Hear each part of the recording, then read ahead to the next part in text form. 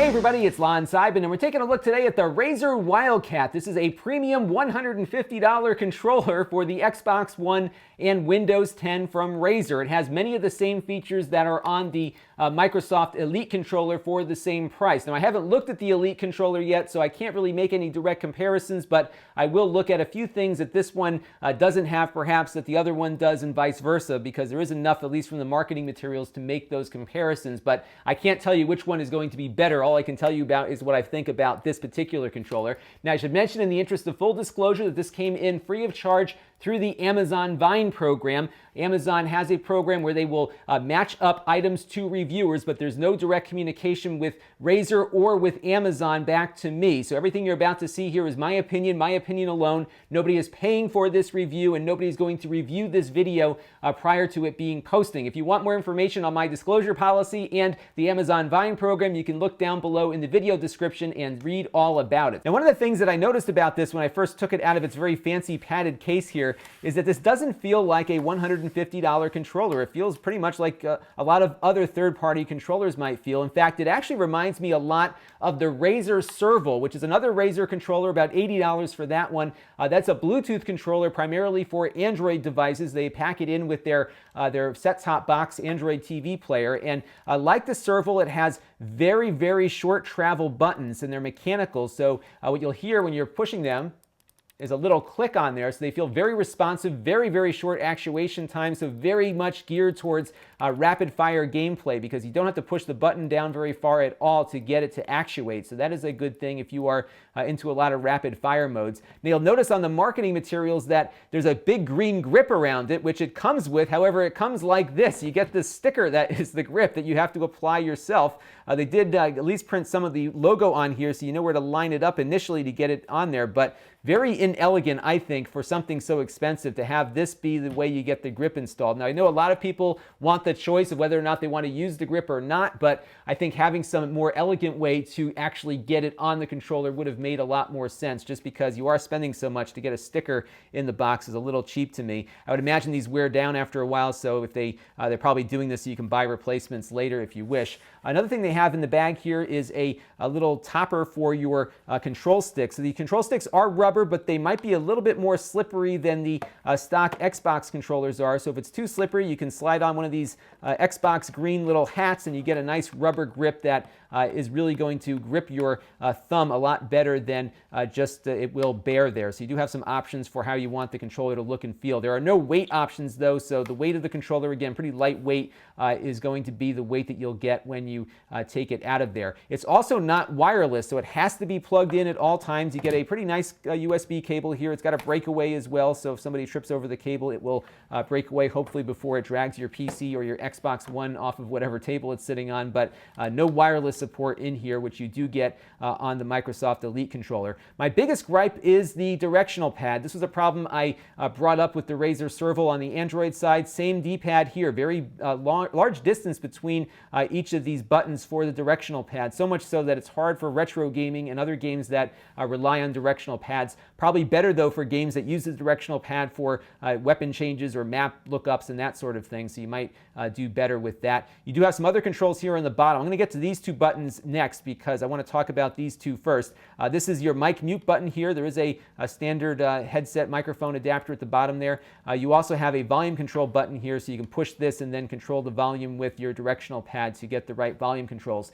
And unlike the Xbox Elite controller, you can't program this with an app. You have to do everything on the controller, and there are some things to program. So we'll flip the controller over to the back here, and you'll see we have two triggers here, as well as two additional buttons up top. And what these can be done is basically mapped from one of these buttons to one of the standard buttons on the controller. So for example, we could program this button, this trigger here, to work as the A button if we want. So we could either hit the A button or hit the trigger. And I'll show you this in a minute. And you do that by programming the controller with that button there. This button allows you to set different profiles. You can have two different profiles of different button mappings for two different games if you want. Now, if you feel like these are going to get in the way, you can take take the triggers off, but you need to use a screwdriver that they also include in the package here to take it out. It's got a little Torx screwdriver. You can see how I was taking it out earlier. Not too hard to do. They do pop out, and you can operate the controller without those triggers there if you're afraid of hitting them by accident.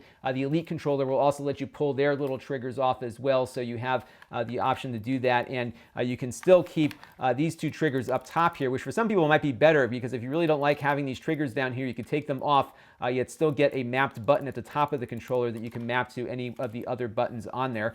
There's also a lock here, so you can lock down these other triggers, these shoulder triggers here if you wish to. So as you can see right now, it'll stop right here. If I unlock it, it will go down all the way. So if you have, again, a rapid fire situation, you can lock these in and fire off your weapons a lot faster, or switch it back. Now there's also a way to program the controller so that you can have it actuate at that same spot on the controller here when it's locked without having to lock the button. So if you really want to get that hairpin feel, they actually have a hairpin mode which will allow you to not lock the button here, but still get it to fire off in the same spot as it would if it was locked. Kind of complicated, but for some folks that may want that kind of thing. It's neat to see companies kind of reacting to what some gamers want. So that is the basic hardware and how it all works. What we're going to do now is plug this into my PC, and we'll see how it performs.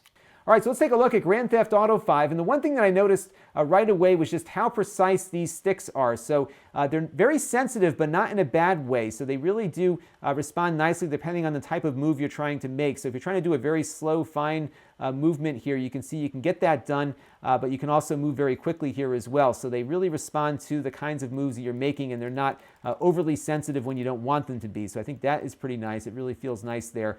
These buttons really are starting to grow on me, because I can very quickly get an actuation here for very fast button pushes with somewhat minimal effort. So if you've used other Xbox controllers, you know, especially the stock controller, those buttons push down very far. This one doesn't push down far at all, and it has a nice click and return, so you can really actuate buttons very quickly. That same sensitivity, though, carries over to these triggers, which I think are a little bit too sensitive, because they can trigger in a whole bunch of different ways. So one way you can trigger it is to kind of push it down from the top here.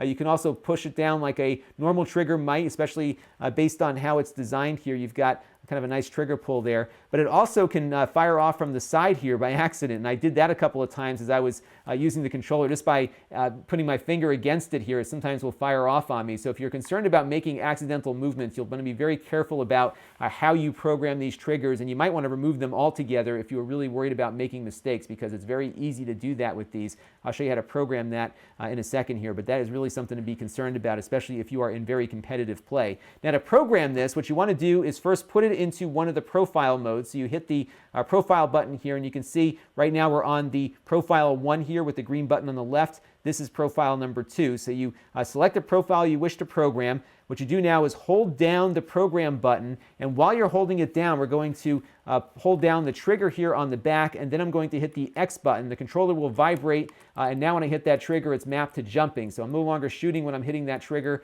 As you can see now, he is jumping as we're walking around here. So a very quick way to get everything programmed. However, you have to hold down this button, the button you're programming, and the trigger at the same time to get it to work. So not the best way to do it. I would actually prefer to have one press, another press, and a third press versus having to hold them all down, but that's how it works. You can do that same programming on these two buttons over here, as well as the other trigger as well. So you can program again up to 4 of these, and then if I switch to profile 2, you'll notice here that goes back to shooting the gun again, because we were out of that other profile. So I'm jumping here, switch profiles, now I'm back to shooting the gun again. So you can get a feel for how those profiles work there as well. So not too bad there. The vibration on the controller actually is a bit too much for me. It really is kind of uncomfortable, actually. It's very aggressive. The rumble on the left side feels a little bit better than the one on the right-hand side, which tends to move a little bit faster. So you can actually hear the buttons rattling when it goes off. It really kind of jolts you a little bit more than I'd like. So I do like the rumble on the stock Xbox controller better than this one, so I probably will disable it on this thing moving forward. So that is the Razer Wildcat. At $150, I feel like this is a little bit too expensive, especially compared to the Microsoft Elite controller from a value perspective. So the Microsoft controller costs the same, but they give you a lot more options, especially the ability to change out the control sticks, which you can't do on this one. Microsoft gives you 3 different styles of sticks for both positions here. They also give you a replaceable D-pad on the Microsoft controller, so you can change the D-pad into 2 different types. This one is fixed with this lousy one. Microsoft's controller is wireless. This one is not.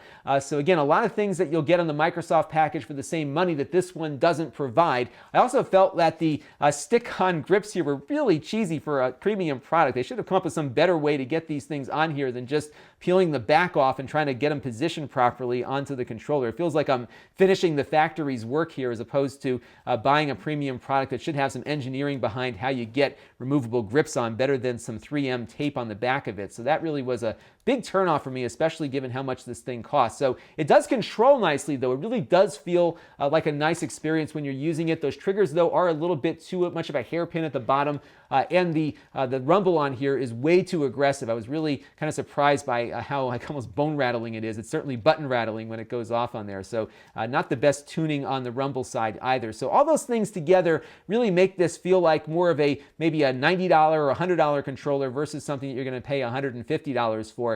Ultimately, though, as a gamer, you need to go and really try these things out in person to get a good feel for it. So maybe a friend has one, or you can go to a store and look at it, because everyone's preferences are different. So what I might like, you might not like. We might play different games that demand different things of our controllers. But again, I think for the money, you're going to get a lot more flexibility out of the Microsoft option than this one. So hopefully they'll lower the price of this, because at $150, I don't think this one is cutting it given what's out there in the marketplace at this premium level. This is Lon.TV. Thanks for watching.